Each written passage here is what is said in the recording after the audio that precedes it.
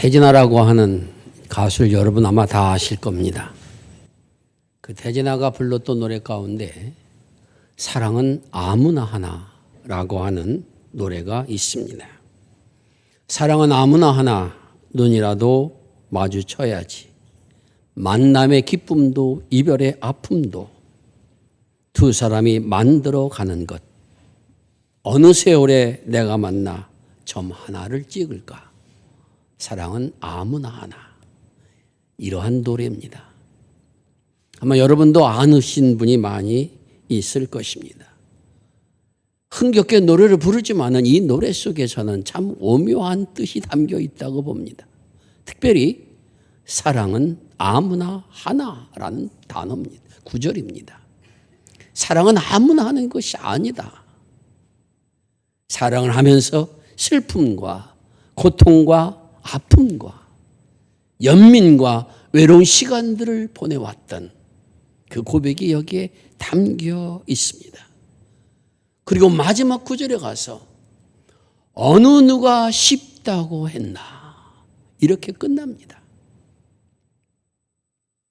한 사람을 사랑하고 그 사랑의 깊이를 더해 간다라는 것이 결코 쉬운 일만은 아니라는 것입니다.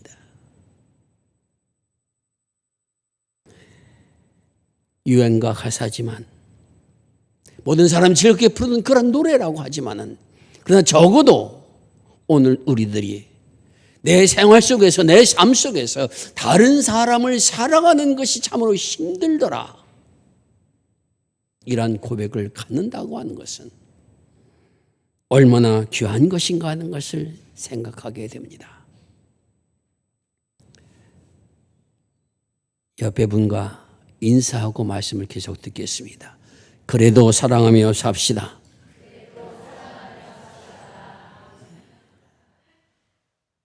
그래도 여러 가지 일들이 있어도 사람이 살아가는 은총이 저와 여러분 모두에게 임할 수 있기를 바랍니다. 오늘 본문의 말씀은 다윗의 아들 압살롬으로 인하여서 다윗이 피난길에 오르다가 그 피난길에서 돌아오는 과정 속에서 겪었던 이야기를 우리에게 전하여 주고 있습니다. 다윗에게는 여러 명의 아들, 이름만 열거된 사람들이 10명 정도는 됩니다. 그 중에 첫 번째가 암논이라는 아들입니다. 이 암논은 자기의 이복 동생 압살롬의 누이 동생을 좋아해서 강제로 욕을 보였다가 그 후엔 싫어서 버리게 됩니다. 마음에 앙심을 품고 있던 이 이복 동생 압살롬이 그 형 암논을 교묘하게 살해해서 죽이고 맙니다. 그리고 두 번째 아들은 엘리압이라기도 하고 또한 다니엘이라고 부르는 길랍이라기도 하고 또한 다니엘이라고 부르는 그러한 아들입니다. 이 아들은 성경에서 유명무실합니다. 그리고 오늘 이 아들이 세 번째 아들이 바로 압살롬이라고 하는 아들입니다.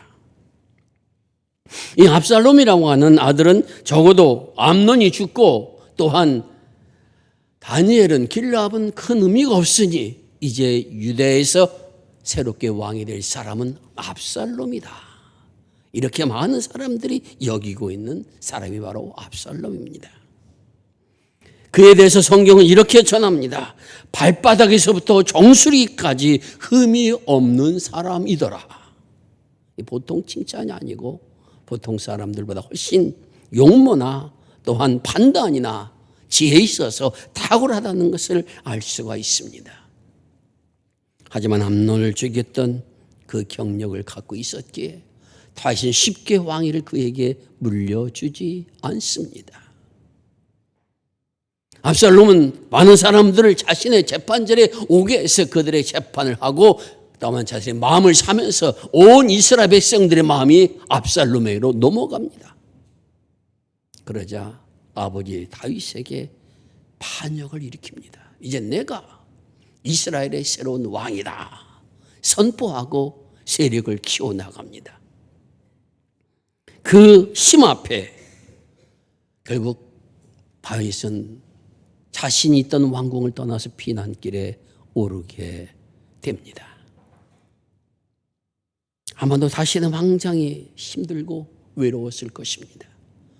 지금까지 왕으로서 군림을 했는데 이제는 자신의 아들에 의해서 피난 가야 하는 처지에 오늘 이 다윗이 처하게 된 것입니다. 아마 여기 어르신들 가운데는 유교 피난 경험을 하신 분들이 계시겠지만은 고달프고 힘든 삶입니다. 어디로 가야 할지 모르고 정처없이 가고 있는 그러한 다윗에게 바울이 맺었을 때 시므이라고 하는 사람이 나타나서는 저주를 합니다. 다윗을 향해서 돌을 던지면서 그는 이렇게 말합니다. 피 흘린 자여, 사역한 자여, 가라, 가라 하고 돌을 던져버립니다. 이 시므이는 사울과의 친족입니다. 이스라엘 초대왕 사울이 왕이 된 이후에 나라를 다스렸는데 결국 사울 왕은 블레셋과의 전투에서 그는 죽고 맙니다. 하나님의 뜻을 배반하고 그 뜻을 따르지 아니했다가 블레셋의 전투에서 아들 요나단과 함께 죽음을 당합니다. 그리고 나서 그의 아들 이스보셋이 사울 왕이 되고 사울 뒤를 이어서 이스라엘의 왕이 되고 또한 유다의 나라에선 다윗을 왕으로 세워서 다윗 가문과 사울 가문과의 싸움이 있는 것이 성경에 기록되어 있습니다. 그러니까 그렇게 싫어했던 다윗 왕이 자신의 아들에게 의해서 쫓겨가니까 시므이는 찬가를 불렀던 겁니다. 내가 우리 사울가를 멸시하더니 이제는 결국 너 자신도 이렇게 된 것이 아니냐 하면서 조롱하고 모욕하고 돌을 던져버립니다. 사울의 피가 내게 돌아갔다. 그러니 하나님께서 너에게서 왕위를 빼앗아 내 아들에게 준 것이다. 그렇게 이야기합니다. 이것을 본 사울의 옆에 있었던 장군 아비새가 왕이여, 저 죽은 개 같은 자가 내 주왕을 저주하니 내가 저를 목을 쳐버리겠습니다. 물론 비난 가는 자리지만은 다윗 왕이 내 억울함을 네가 갚아달라. 아비새는 한순간에 그 시므이를 쳐서 물리치 쳤을 것입니다. 사람이 약할 때, 사람이 힘들 때, 그 약하고 힘든 순간에 찾아와서 저주하고 모욕하는 이것을 참고 견딘다고 하는 것은 쉬운 일이 아닙니다. 그런데 오늘 다시 이렇게 고백을 합니다. 스루아의 아들 아비새야, 내가 저주하는 소리를 들으니 하나님께서 저를 통해서 나를 저주하라 하심이 아니겠느냐. 나의 아들, 내 몸에 산 내 아들도 나를 배반했고 내 생명을 죽이려고 하는데 사울과의 저 베냐민 사람이 그렇게 하는 것이 당연하지 않겠느냐. 더구나 하나님께서 저에게 그렇게 하라고 하지 않으셨으면 어떻게 저기가 나와서 저렇게 말할 수 있겠느냐. 더구나 하나님께서 내가 이렇게 원통하다는 것을 감찰하여 주실 터이니 그것을 아신 하나님께서 손으로 내게 갚아주지 아니하겠느냐. 그렇게 답변하고 그는 피난길에 오르게 됩니다. 그리고 이제 다윗의 부하들이 압살롬을 제압을 하고 이제 다시 다윗 왕을 왕궁으로 돌아오게 하는 이야기가 오늘 본문에 나오는 이야기입니다. 다윗 왕이 다시 압살롬을 제압을 합니다. 그리고 압살롬은 결국은 다윗의 부하에 의해서 죽음을 당하게 됩니다. 그리고 다시 왕궁으로 환송해서 오는데 다급해진 시므이가 다윗 왕이 쫓겨나서 아예 왕을 못할 줄 알았는데 다시 돌아오니 이것은 분명히 내게 보복하지 않겠느냐 하는 생각을 가지고 바울이 그때 만났던 그곳에 다시 찾아옵니다. 그곳에 왔을 때 그는 자신만 온 것이 아니라 베냐민 사람 1000명을 데리고 오고 다윗의 종이었던 시바와 그 시바의 15 아들도 그리고 많은 군사들을 거느리고 그를 찾아옵니다. 와서는 왕이시여 요단강을 건너갈 때 내가 왕을 도와주겠습니다라고 말합니다. 그리고 고백하기를 내가 과거에 왕이 했더니 모든 저주의 말들을 기억하지 마시고 내 죄를 돌리지 마시고 나를 구원해 주시길 원하나이다. 여러분이 다윗 왕이라면 어떻게 하겠습니까? 내가 다윗 왕이라 할지라도 참 기분이 안 좋았을 것이고 다른 건 몰라도 한 대는 분명히 쳤을 것 같은 생각은 듭니다. 끌고 오라 해서 아마 혼을 냈을지도 모릅니다.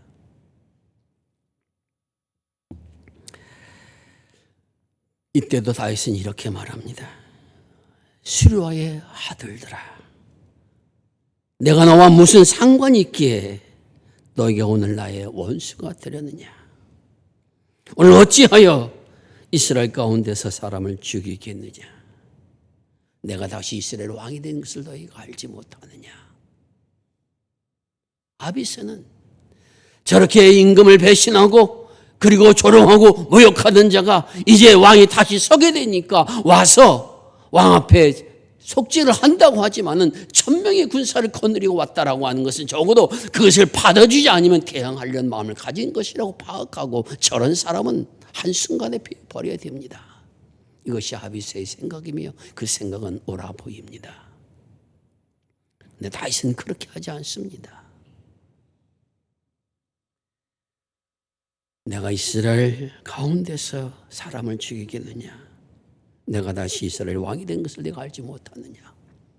그 시므이에게 너는 죽지 아니할 것이다. 그렇게 그에게 맹세하게 됩니다.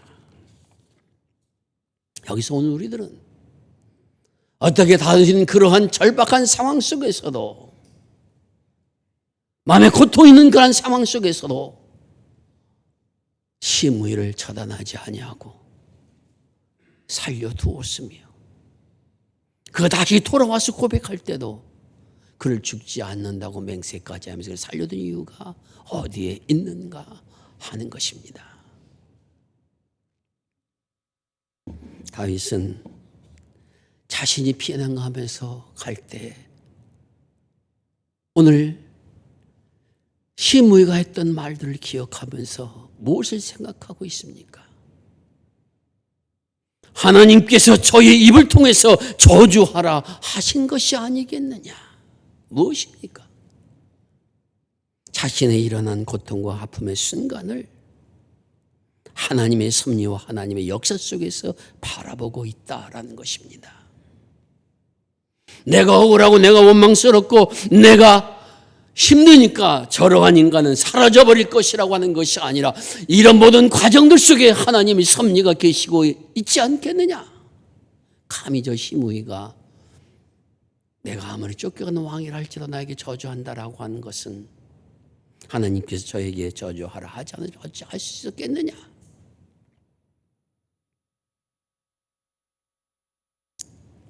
그렇게 고백하고 있는 겁니다. 적어도 내게 일어나는 모든 역사들이 그냥 내게 일어난 것이 아니라 하나님의 뜻과 하나님의 섭리가 계시기 때문에 그 모든 것을 견뎌야 되겠다는 마음이 다윗이 가지고 있었다라는 것입니다. 그리고는 또 이렇게 말합니다.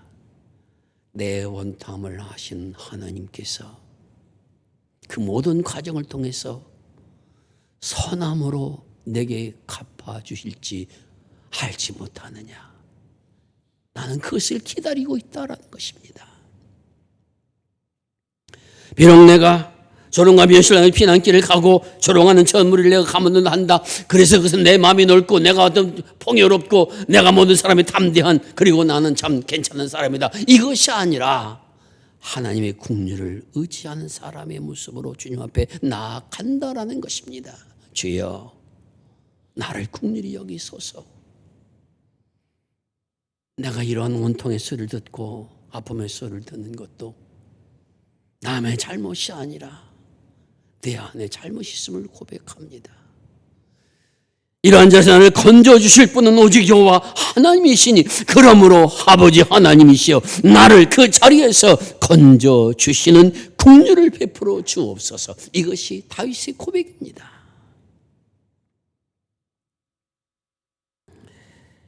사랑하는 성도 여러분, 사람은 누구나 한 대 맞으면 2대 정도는 쳐야 속이 풀리는 것이 사람입니다.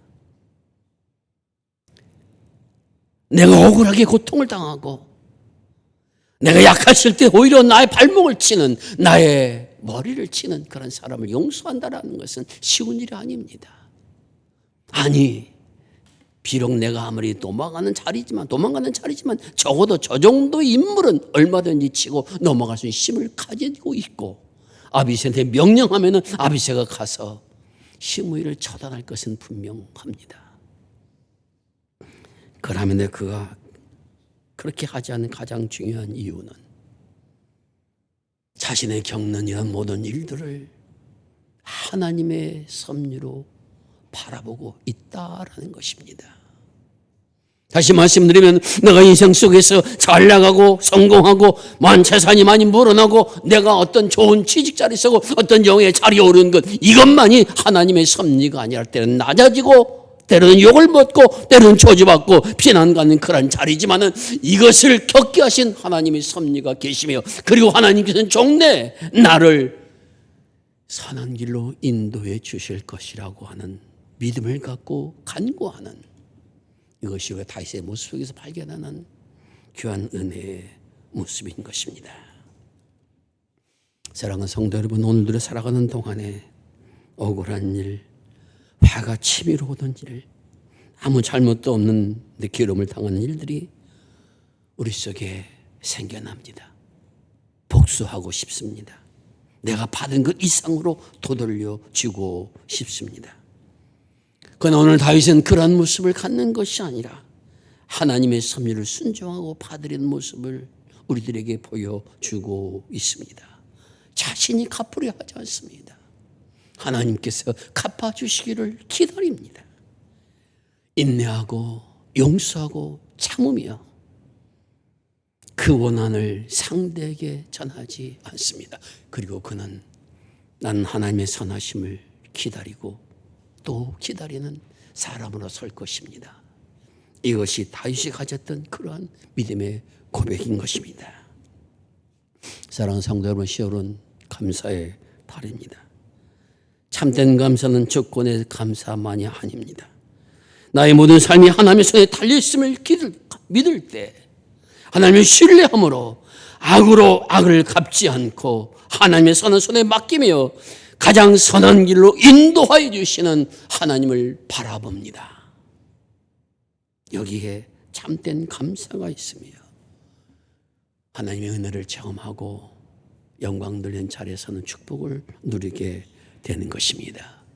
10월은 이러한 감사의 마음이 우리 모든 성도에게 풍성하시기를 주의 이름으로 축원을 드립니다.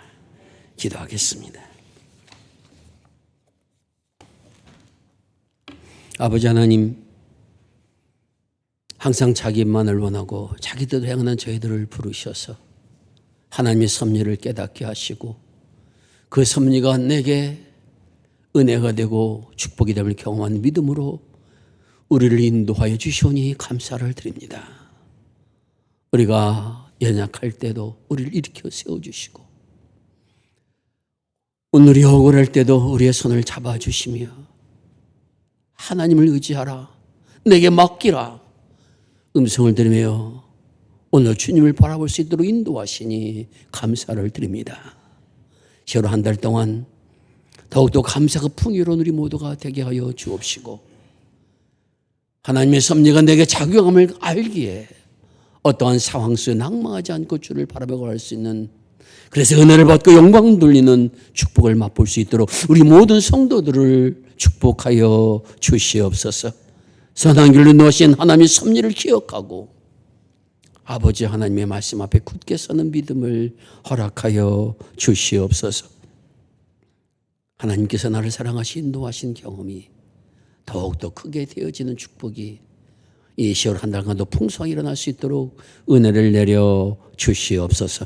우리 구주 예수 그리스도의 이름을 지하여 감사드리며 기도 올리옵나이다. 아멘.